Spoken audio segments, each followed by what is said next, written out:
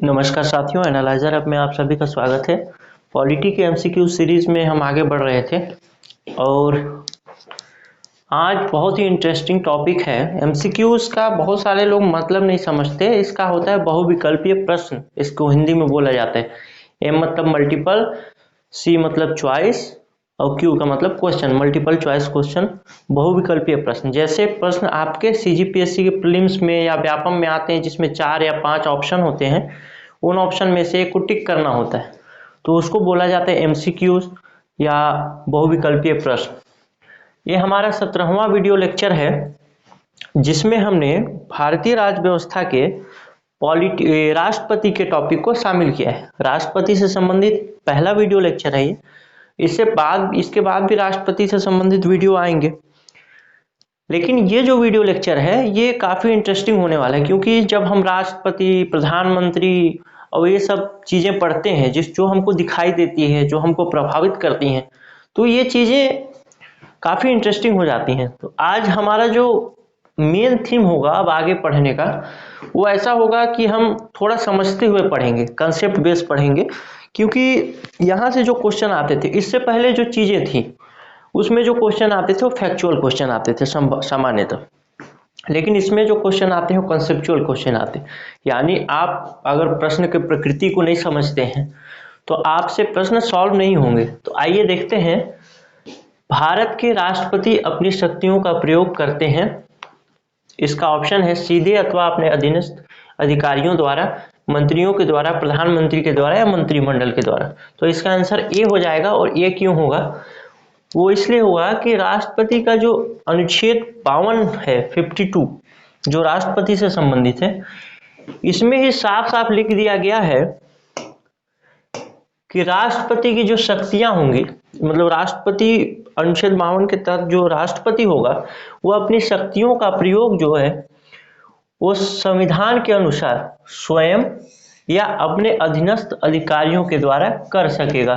संविधान के अनुसार कहने का मतलब है, ऐसा नहीं है कि उसके पास जो शक्तियां हैं वो शक्तियां असीमित हैं। संविधान में जो उसके अधिकार दिए गए हैं या उसके दायित्व दिए गए हैं उससे बाहर भी जाकर के राष्ट्रपति काम नहीं कर सकता है।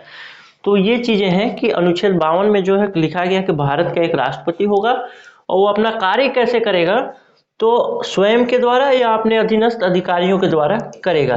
लेकिन वास्तव में अपना राष्ट्रपति कोई भी कार्य स्वयं नहीं करता है, अधिकारियों के द्वारा कराता है। अधिकारियों के द्वारा करने का मतलब ये है कि जो भी चुनी हुई सरकार होती है, वास्तव में 2 टाइप की कार्यपालिका होती है, एक वास्तविक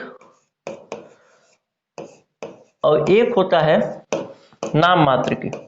वास्तविक और नाम मात्र कहने का मतलब ये है कि वास्तविकता में जो शक्तियों का उपयोग करेगा वो एक अलग होगा, और नाम मात्र का होगा वो केवल उसका नाम, उसका मुहर चलेगा। तो हमारे यहाँ वास्तविक कार्यपालिका कौन है? वो है प्रधानमंत्री, केंद्र में देखें तो। और नाम मात्र की कार्यपालिका कौन है? राष्ट्रपति है। अर्थात राष्ट्रपति के नाम से सारे कार्य तो होंगे, लेकिन राष्ट्रपति कोई भी कार्य नहीं करेगा। यानी राष्ट्रपति जो भी कार्य करेगा वो मंत्री परिषद की सलाह पे करेगा। मंत्री परिषद में कौन शामिल होगा? प्रधानमंत्री और अन्य मंत्री, जिसको कि प्रधानमंत्री चयनित करने के लिए यानी वो शपथ दिलाने के लिए राष्ट्रपति को बोलता है। आइए आगे देखते हैं। राष्ट्रपति का सारा क्वेश्चन, सब चीज इसमें आपका क्लियर हो जाएगा, कोई टेंशन लेने की बात नहीं है। और आगे वीडियो आएंगे उसमें। और इसमें आज तो मेन जो इसका पूरे वीडियो में जो है वो निर्वाचन से संबंधित ही चीजें होंगी कि राष्ट्रपति का निर्वाचन कैसे होता है, किस आर्टिकल के तहत होता है, क्या प्रक्रिया होती है, वो सारी चीजें। यानी इसके बाद आपको निर्वाचन से संबंधित कोई क्वेश्चन शायद बचेगा नहीं। भारत में राष्ट्रपति का निर्वाचन किस प्रकार होता है? प्रत्यक्ष रूप से, प्रत्यक्ष रूप से लोकसभा सदस्यों द्वारा, राज्यसभा सदस्यों द्वारा, लोकसभा सदस्यों द्वारा, अप्रत्यक्ष मतदान द्वारा। तो आपको मालूम होगा कि इसका जो आंसर होगा वो डी होगा, क्योंकि राष्ट्रपति का चुनाव प्रत्यक्ष रूप से नहीं होता।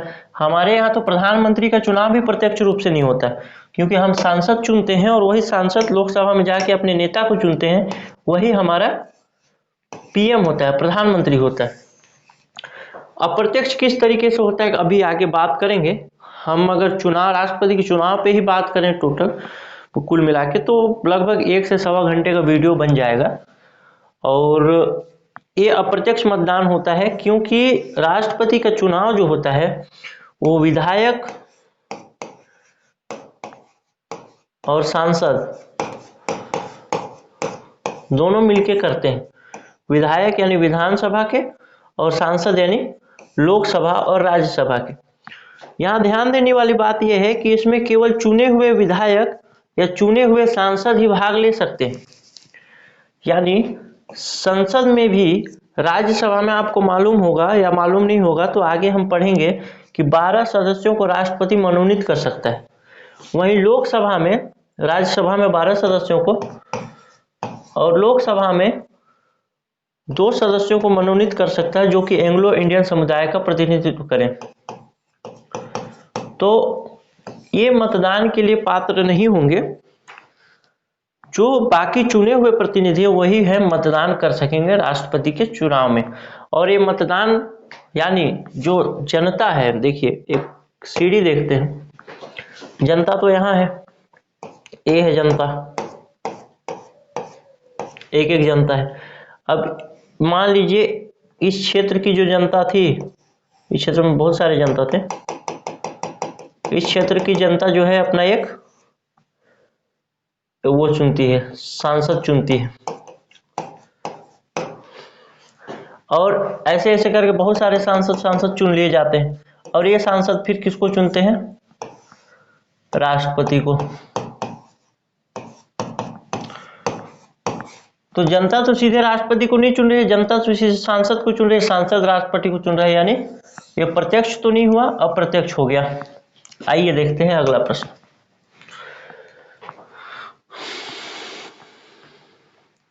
राष्ट्रपति के निर्वाचक मंडल के सदस्य होते हैं संसद के दोनों सदनों के निर्वाचित सदस्य, राज्य विधान मंडलों के दोनों सदनों के निर्वाचित सदस्य, सभी राज्यों की विधानसभाओं के निर्वाचित सदस्य, दिल्ली और पुदुचेरी विधानसभाओं के निर्वाचित सदस्य।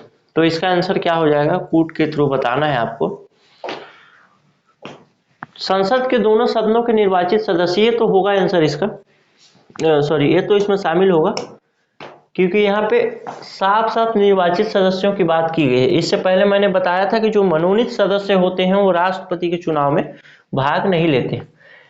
राज्य विधान मंडलों, छत्तीसगढ़ से अगर आप ये वीडियो देख रहे हैं और छत्तीसगढ़ विधानसभा को आप देखते हैं तो यहाँ पे केवल विधानसभा है, विधान परिषद नहीं है। जैसे सांसद मतलब केंद्र में जैसे लोकसभा और राज्यसभा 2 तरह की सभाओं का प्रावधान है, वैसे राज्य में भी 2 तरह की सभाओं का प्रावधान है, जिसमें एक विधानसभा है और एक विधान परिषद है। जैसे केंद्र में हम राज्यसभा और लोकसभा दोनों को एक साथ मिला के संसद कह देते हैं, वैसे ही जो राज्य में है विधानसभा और विधान परिषद को मिलाकर के विधानमंडल कहा जाता है। इससे पहले मैंने बताया कि विधानसभा के जो निर्वाचित सदस्य होते हैं, विधानमंडल के जो सदस्य होते हैं वो अप्रत्यक्ष रूप से चुने जाते हैं, यानी अप्रत्यक्ष रूप से चुने जाते हैं। कुछ मनोनीत होते हैं विधान परिषद के सदस्य, कुछ अप्रत्यक्ष रूप से चुने जाते हैं, कुछ मनोनीत होते हैं। तो और राष्ट्रपति के चुनाव में इससे पहले मैंने बताया कि विधानसभा के सदस्य जो कि चुने जाएंगे जनता के थ्रू सीधे, और संसद के सदस्य लोकसभा हो या राज्यसभा वो भी चुने हुए होने चाहिए, मनोनीत नहीं। सभी राज्यों के विधानसभाओं के निर्वाचित सदस्य ये भी होगा। और एक चीज आपको ये बता दूं कि दिल्ली और पुदुचेरी, वैसे अगर हम देखें तो सभी राज्यों की विधानसभा की बात अगर करते हैं तो भारत की जो प्रशासनिक व्यवस्था है उसमें 2 तरह के राज्य की कल्पना है, एक तो है राज्य और एक है केंद्र शासित राज्य या प्रदेश। अब राज्य जो है, जो स्वतंत्र राज्य है, जैसे छत्तीसगढ़ हो गया, एमपी हो गया, पंजाब हो गया,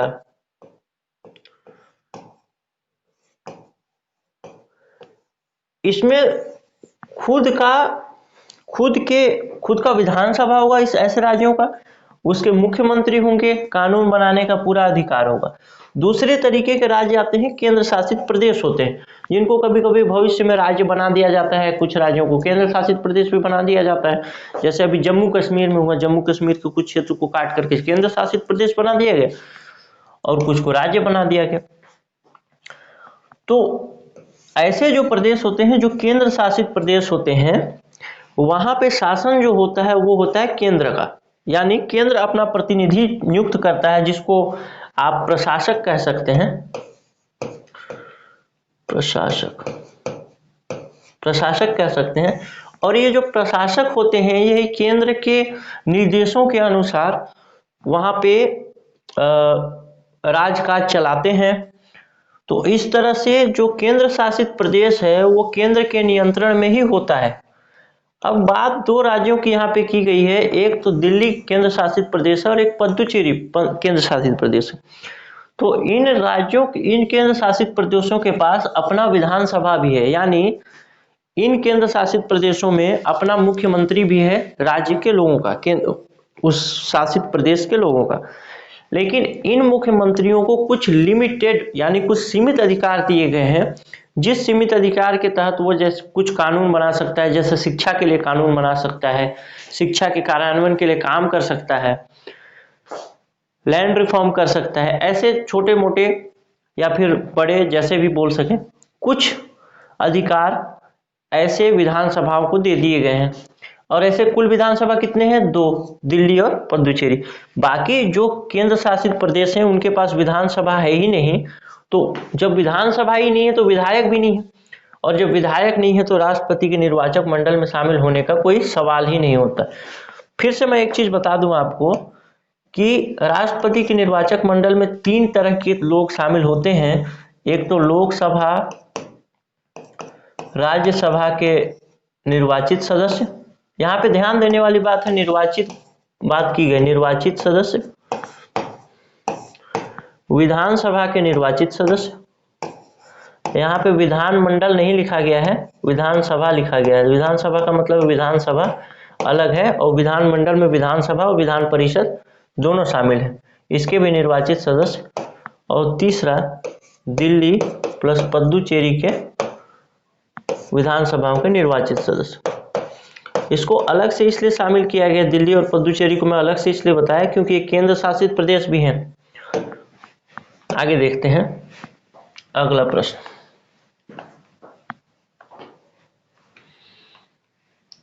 डिस्क्रिप्शन है, पढ़ सकते हैं।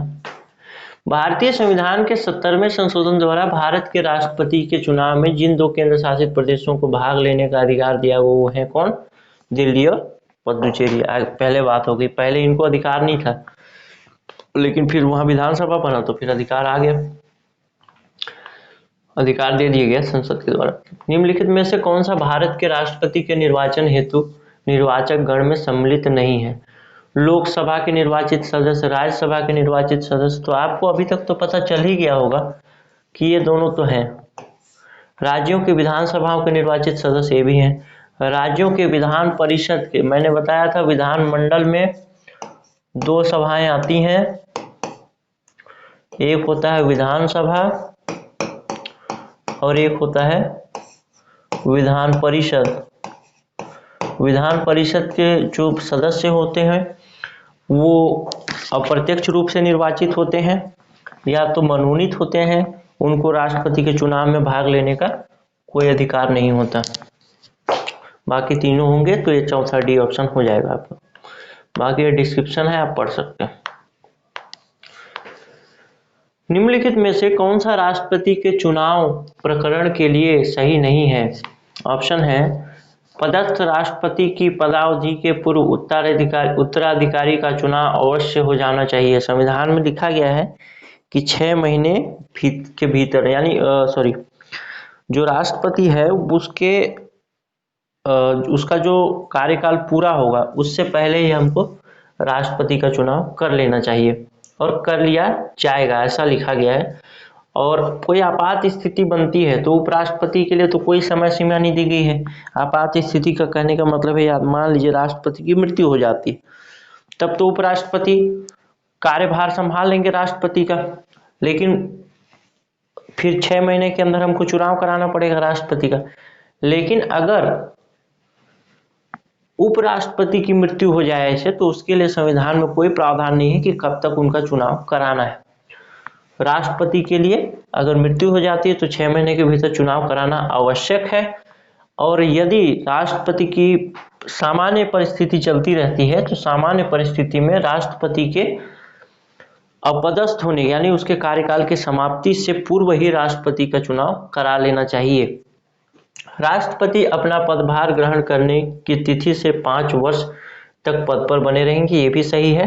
राष्ट्रपति का उत्तराधिकारी आने तक कार्यकाल की समाप्ति पर भी वह पद पर बना रहेगा। निर्वाचक मंडल के अपूर्ण होने के आधार पर राष्ट्रपति चुनाव स्थगित किया जा सकता है। सी भी ऑप्शन सही है। यदि मान लीजिए किसी कारणवश राष्ट्रपति का चुनाव नहीं हो पाता है, इमरजेंसी लगी हुई है या कुछ ऐसा लगा है कि संसद का सत्र चल ही नहीं चल सकता, तो जो पुराना राष्ट्रपति होगा यानी जो कार्यकाल में बना हुआ राष्ट्रपति है वही राष्ट्रपति का पद संभाले रखेगा जब तक कि स्थितियां सामान्य नहीं हो जाती। और सामान्य होने के बाद फिर राष्ट्रपति का चुनाव होगा और नया राष्ट्रपति फिर नियुक्त किया जाएगा नहीं, चुना जाएगा।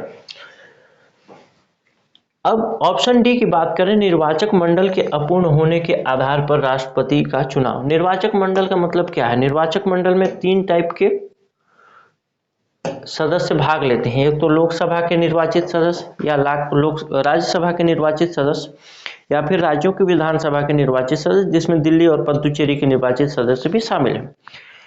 तो स्थिति ये है कि मान लीजिए दिल्ली में या फिर एक राज्य जो है जहाँ पे कोई ऐसा क्षेत्र है, मान लीजिए 10 क्षेत्र ऐसे हैं जहाँ चुनाव नहीं हो पाया है। अब 10 विधायक तो नहीं आ पाए, तो जब 10 विधायक नहीं आ पाए हैं तो क्या होगा? क्या राष्ट्रपति का चुनाव रोक दिया जाएगा? या राज्यसभा के 50 सदस्य नहीं आ पा रहे हैं तो क्या राष्ट्रपति का चुनाव रोक दिया जाएगा? या फिर एक स्थिति ऐसी बन सकती है कि किसी विधानसभा को बर्खास्त कर दिया गया है, वहां विधायक ही नहीं है अभी, तो क्या राष्ट्रपति का चुनाव नहीं होगा? तो ऐसा नहीं है। राष्ट्रपति का चुनाव जो है किसी भी हाल में स्थगित नहीं होगा और समय पे होगा। निर्वाचक मंडल कहने का मतलब ये है कि जो सदस्य निर्वाचन में भाग लेते हैं उन्हीं को निर्वाचक मंडल का भाग माना जाता है, और सभी सदस्यों को मिला दिया जाए तो उनको निर्वाचक मंडल कहा जाता है। आइए देखते हैं। इसका आंसर हो जाएगा डी, और बाकी डिस्क्रिप्शन है, आप पढ़ सकते हैं कब इसको बदला गया, क्या किया गया, सारी चीजें भी। भारत में राष्ट्रपति उम्मीदवार के प्रस्ताव का अनुसमर्थन किया जाना चाहिए 50 से अधिक सदस्यों द्वारा, 50 निर्वाचकों द्वारा या सदस्यों द्वारा, बराबर ही बात। पहले ये 20 था, उससे पहले 10 था, तो इसको आप देख सकते हैं, मतलब ये 10-10 करके 20 था, 50 हो गया। इसको शायद नहीं समझ पाए क्या लोग? इसमें क्या होता है, जब राष्ट्रपति चुनाव के लिए कोई फॉर्म भरता है ना, तो फॉर्म भरने के लिए उसको 50 अनुमोदक चाहिए, 50 समर्थक चाहिए जो निर्वाचक मंडल के भाग होंगे। तो उसी को यहाँ पूछा गया है कि कितने उम्मीदवार राष्ट्रपति चुनाव के प्रस्ताव के लिए कितने लोगों का समर्थन चाहिए, तो 50 लोगों का चाहिए। इसका डिस्क्रिप्शन ये है। निम्न कथनों पर विचार कीजिए। भारत में राष्ट्रपति चुनाव के निर्वाचक मंडल में विधानसभा के निर्वाचित सदस्य का मत मूल्य राज्य की जनसंख्या मत मूल्य, इसमें पूछा गया है कि राष्ट्रपति के चुनाव में जो सांसद हैं जो विधायक हैं उनका मत मूल्य कितना होता है, ये चीज इसमें लिखा गया। तो इसमें बताया गया है कि स्टेट का जो पॉपुलेशन है उसमें मल्टीप्लाई कर दें आप, उसको डिवाइड कर दें आप, स्टेट के पॉपुलेशन को आप डिवाइड कर दीजिए किससे? विधानसभा सदस्य संख्या से, यानी विधायकों से, और मल्टीप्लाई कर दिए 100 से। तो क्या ये एक विधायक का मत मूल्य मिल जाएगा? ये पूछा गया पहला, क्या पहला सही है? एक निर्वाचित सदस्य के मत मूल्य सभी निर्वाचित, एक सांसद का जो मत मूल्य है सभी निर्वाचित विधानसभा सदस्यों के मत मूल्यों के मान, यानी कि थोड़ा सा मैं इसको थोड़ा आपको डिटेल में बताता हूँ तो आपको समझ में आएगा। ये थोड़ा सा लेंदी हो जाए, एक बार मैं आपको डिटेल में बताता हूँ। मान लीजिए कि हमारे राज्य में 10 विधायक हैं और हमारे पास 10,000 की जनसंख्या है। यहाँ पे जनसंख्या की बात की गई, मतदाता की बात नहीं की। इस चीज को ध्यान रखना है आपको। ये देखिए यहाँ पे जनसंख्या लिखा गया, मतदाता नहीं। जनसंख्या में वो लोग भी आते हैं जो बच्चे होते हैं, छोटे होते हैं, जिनको जो कि वोट नहीं दे सकते, 18 साल की उम्र से कम उम्र के लोग होते हैं। तो एक विधायक का मत मूल्य अगर हमको निकालना हो तो 10,000 की जनसंख्या तो हम कैसे निकाल सकते हैं? 10 विधायक हैं तो 10,000 डिवाइड 10 इंटू 1000, तो ये कितना हो जाएगा? 3 3 1 2 3। तो एक विधायक का मत मूल्य आ गया 1। ऐसे ही दूसरे स्टेट से निकालेंगे, यानी मान लीजिए छत्तीसगढ़ का था, अब हम निकालते हैं यूपी का। अब वहां की जनसंख्या मान लीजिए 15,000 या 1.5 लाख मान लेते हैं, और यहाँ पे 15 विधायक हैं, तो इकाई, दहाई, सैकड़ा, हजार, 10,000, लाख। 1.5 लाख जनसंख्या, 15 विधायक, मल्टीप्लाई बाई 1000, 1 2 3 1 2 3 और 1 15 एकम 15, इनका मत मूल्य हो गया 10। तो अलग अलग विधायकों, अलग अलग राज्य के विधायकों का मत मूल्य अलग अलग हो सकता है। तो ये फॉर्मूला है कि आप ऊपर में रखिए राज्य की जनसंख्या, उसको डिवाइड करिए 1000 से और मल्टीप्लाई करिए विधानसभा निर्वाचित सदस्यों से, यानी विधायकों से। ये है, तो यहाँ पे 100 लिखा गया है जो कि गलत है, तो पहला गलत हो जाएगा। अब देखते हैं सांसद का मत मूल्य कैसे निकलता है। सांसद के मत मूल्य को निकालने के लिए पहले सारे विधायक, यानी जैसे यूपी में हमने निकाला, एक विधायक का मत मूल्य है 15, 10 निकाला था, 10 निकाला। वैसे ही एमपी में निकाल लिया, एक विधायक का मत मूल्य है 20। छत्तीसगढ़ में निकाल लिया, एक विधायक का मत मूल्य है 12। दूसरा एक स्टेट ले लेते हैं, महाराष्ट्र में निकाल लिया, एक विधायक का मत मूल्य है 10। अब इसको जोड़ देंगे, 1 2 और 3 4 5, 52। अब मान लीजिए इतने ही स्टेट हैं पूरे भारत में, माना एक उदाहरण के लिए बताता हूँ, इतने ही स्टेट हैं पूरे भारत में। अब पूरे भारत में सांसदों की संख्या कितनी है? या तो लोकसभा हो, अगर कोई सांसद बोला जाए तो लोकसभा और राज्यसभा दोनों के सदस्य आएंगे। तो निर्वाचित सांसदों की संख्या मान लीजिए कि 26 है, कैलकुलेशन में आसान होगा। तो एक सदस्य का, एक सांसद सदस्य का मत मूल्य कितना हो जाएगा? 52 divided by 26 is equal to 2, 26 गुना 52। आपने ये देखा कि विधायक का मत मूल्य तो 10 है इसमें यूपी में, एमपी में 20 है, छत्तीसगढ़ में 12 है, महाराष्ट्र में 10 है, लेकिन सांसदों का मत मूल्य कितना आया? 2 है। तो ऐसा कहा जा सकता है कि सांसदों का जो मत मूल्य है विधायकों के मत मूल्य से हमेशा कम होता है, और अलग अलग राज्य के विधायकों का राष्ट्रपति चुनाव के लिए मत मूल्य अलग अलग हो सकता है। तो यहाँ पे दूसरा सेंटेंस जो लिखा है, एक निर्वाचित संसद सदस्य के मत का मूल्य सभी निर्वाचित विधानसभा सदस्यों के मत का मूल्य का मान बच, तो ये संख्या, ये जो सेंटेंस है वो सही हो जाएगा, क्योंकि ये यही फॉर्मूला कह रहा है कि सभी राज्य का जितना भी सांसदों का मत मूल्य होगा, जैसे 52 आया, तो यहाँ पे अपन एक 52 रख सकते हैं, और निर्वाचित संसद सदस्यों की कुल संख्या यहाँ पे हमने 26 माना, तो यहाँ पे 26 रख सकते हैं। तो ये चीज सही है। आखिरी चुनाव में ये करंट का है, लेकिन ये गलत है, तो केवल 2 ही ऑप्शन होगा इसका सही। ये पुराना क्वेश्चन है तो ये करंट का क्वेश्चन, बाकी ये पढ़ लीजिएगा। भारत के राष्ट्रपति के निर्वाचन के संदर्भ में निम्नलिखित कथनों पर विचार कीजिए। प्रत्येक एमएलए के वोट का मूल्य अलग अलग राज्य में अलग अलग होता है, पहले ही बताया मैं। जैसे यूपी में मैं निकाल के बताया 15, छत्तीसगढ़ में 10 बताया, कहीं 12 बताया, तो अलग अलग हो सकता है। लोकसभा के सदस्यों का मूल्य राज्यसभा के सदस्यों के मूल्य से अधिक होता है, तो ये तो गलत है, क्योंकि मैंने पहले भी बताया कि जब मैं सांसद की बात करता हूं तो सांसद में दोनों आते हैं, लोकसभा के भी और राज्यसभा के भी। लोकसभा प्लस राज्यसभा दोनों आते हैं। तो जब दोनों आते हैं तो दोनों को एक साथ हम जोड़ करके निकालते हैं, तो ऐसा नहीं है कि अलग अलग होता है। जैसे मान लीजिए पूरे भारत के विधायकों का मत मूल्य मैं जोड़ा 5000 और हमारे पास सांसद मान लीजिए है 500, तो 500 सांसद कहने का मतलब इसमें लोकसभा प्लस राज्यसभा दोनों के सांसद शामिल है ना।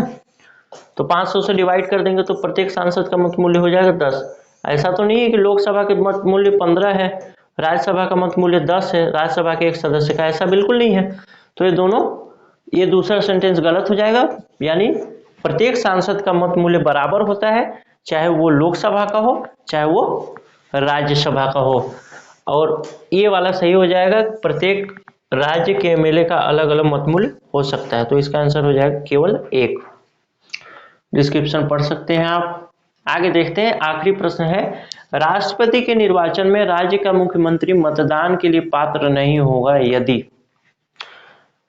आगे हम जब पढ़ेंगे तो हम देखेंगे, जब संसद पढ़ा जाएगा या फिर प्रधानमंत्री का निर्वाचन नियुक्ति पढ़ा जाएगा, राज्य में मुख्यमंत्री की नियुक्ति कैसे होता है ऐसा पढ़ा जाएगा, तो हम देखेंगे कि केंद्र में जो है लोकसभा और राज्यसभा 2 सदन है।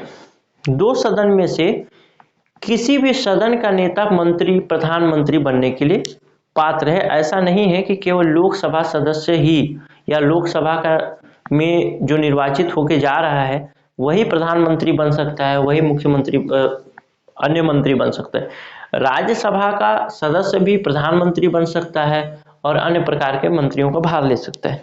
आपको याद होगा अभी जो गवर्नमेंट है इस केंद्र में, जो मोदी जी की सरकार है, उससे पहले एक सरकार थी मनमोहन जी की। तो मनमोहन सिंह खुद राज्यसभा सदस्य हुआ करते थे, यानी राज्यसभा से वो चुन करके जाते थे और प्रधानमंत्री थे। अब यहाँ पे राज्य विधानमंडल के क्षेत्र में बात करूंगा तो राज्य विधानमंडल के क्षेत्र में मैं देखता हूँ 2 भाग हैं, मतलब 2 पार्ट में है राज्य विधानमंडल बना है। एक विधानसभा है और एक विधान परिषद है।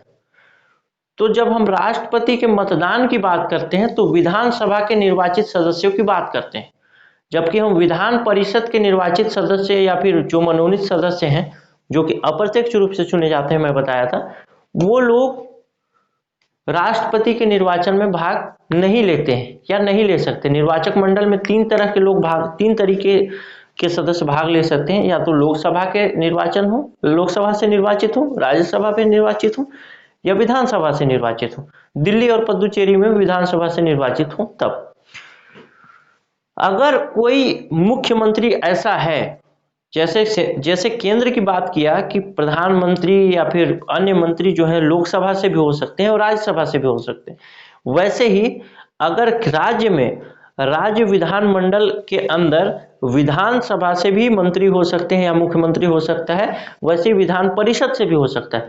यदि कोई मुख्यमंत्री जो है वो विधान परिषद से चुना गया है, तब की स्थिति ऐसी बनेगी कि वो राष्ट्रपति के निर्वाचन में भाग नहीं ले सकेगा, पात्र नहीं होगा, क्योंकि वो मुख्यमंत्री भले ही है, राज्य का मुखिया भले ही है, लेकिन वो निर्वाचक मंडल का भाग नहीं होगा, क्योंकि निर्वाचक मंडल में केवल विधानसभा के सदस्य ही आएंगे, विधान परिषद के सदस्य नहीं आएंगे। जबकि हमारा ये मुख्यमंत्री जो है वो मतदान के लिए पात्र नहीं होगा यदि वो विधानमंडल में उच्च सदन का सदस्य हो। उच्च सदन का मतलब है विधान परिषद, निम्न सदन का मतलब है विधानसभा। वैसे ही जैसे केंद्र में उच्च सदन का मतलब है राज्यसभा और निम्न सदन का मतलब है लोकसभा, वैसे ही यहाँ पर। तो इसका आंसर हो जाएगा सी। क्वेश्चन आखिरी हो गया।